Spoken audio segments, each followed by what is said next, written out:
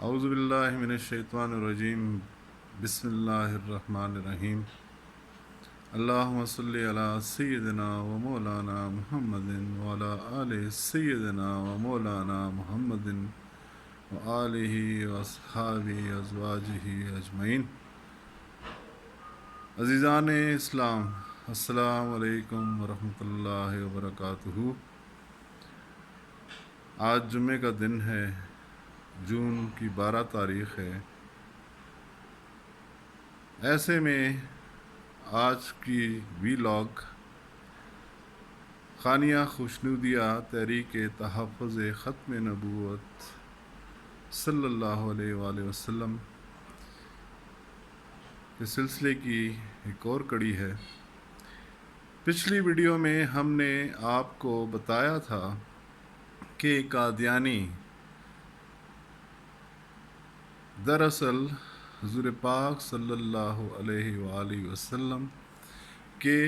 شاف محشر ہونے کو چیلنج کر رہے ہیں۔ ایسے میں تمام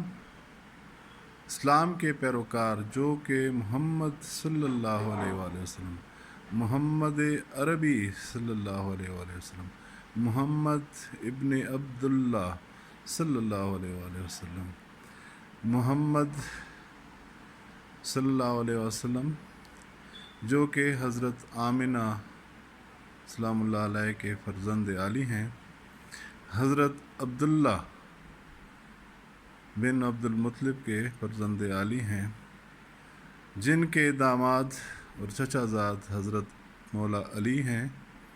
جن کی دختر نیک اختر لخت جگر حضرت فاطمہ سلام اللہ علیہ ہیں، اور جن کے نواسے اور فرزند حضرت امام حسین اور حضرت امام حسن ہیں۔ یہ تعارف اس لیے ضروری ہے کہ قادیانیوں نے محمد صلی اللہ علیہ وآلہ وسلم کی شخصیت مبارکہ کو چیلنج کیا، اور انہوں نے مرزا غلام احمد قادیانی زندیق لعنتی کو محمد کا روپ دے دیا ہے۔ خود غلام مرزا نے اقرار کیا ہے کہ وہ نبی ہے، اور لعنت اللہ علی الکاذبین، ایسے تمام جھوٹے کاذبوں پر لعنت اللہ تعالیٰ کی جنہوں نے محمد صلی اللہ علیہ وآلہ وسلم کے خاتم النبیین ہونے کو چیلنج کیا۔ تو ایسے میں ہمیں ضروری ہے، لازمی ہے کہ ہم اپنے عقائد کی حفاظت کریں، اپنے بچوں کو، اپنی اولاد کو بہتر طریقے سے حضرت محمد صلی اللہ علیہ وآلہ وسلم کا تعارف مبارک کروائیں۔ وہ تمام حوالے جو کہ محمد صلی اللہ علیہ وسلم کے نام سے منسوب ہیں، ان کا تعارف کرانا انتہائی ضروری ہے۔ ہمیں نہیں پتہ کہ موجودہ حالات میں پاکستان میں جب کہ قادیانیوں کی کوئی ظاہری شناخت ہی نہیں رہ گئی، اور نہ ہی شناخت ہونے دی جا رہی ہے، نہ ہی ان کی شناخت سامنے آتی ہے، وہ ہمارے اندر کہاں کہاں کیسے کیسے موجود ہیں، چاہے وہ سماجی طور پہ موجود ہوں، چاہے وہ کاروباری لحاظ سے یا ملازمتوں کے حوالے سے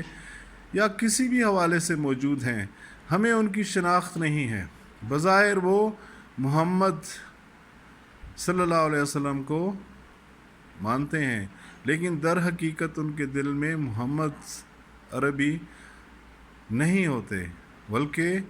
غلام مرزا احمد قادیانی کو اپنا محمد تصور کرتے ہیں، خیال کرتے ہیں، اسی پہ یقین رکھتے ہیں۔ وہ ہماری اذانوں پر بھی واہ واہ اور ساتھ میں جو ہے تو یقین کرتے ہیں، لیکن دراصل ان کے اندر کچھ اور ہوتا ہے۔ غلام مرزا،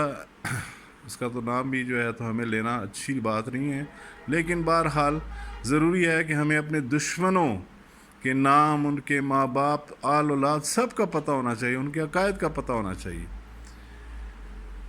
کسی زمانے میں خود یقین نہیں کرتا تھا لیکن جوں جوں دیکھا کہ یہ فتنہ انگیزی بڑھتی جا رہی ہے، قادیانیوں کی فتنہ انگیزی بڑھتی جا رہی ہے،